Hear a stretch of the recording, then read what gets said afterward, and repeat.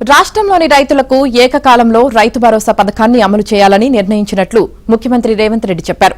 వానాకాలం సీజన్లో పంటలకు పెట్టుబడి ఖర్చుల కోసం అన్నదాతలు ఎవరి దగ్గర చెయ్యి చాచి అప్పు అడగకుండా చూడాలన్నదే తమ ఉద్దేశమని తెలిపారు.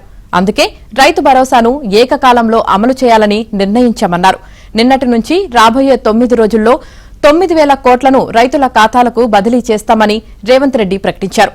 రాష్ట్ర వ్యాప్తంగా 70,11,184 మంది రైతులకు ఎకరానికి 6,000 చొప్పున 1.49 కోట్ల ఎకరాలకు రైతు భరోసా చెల్లిస్తామని చెప్పారు.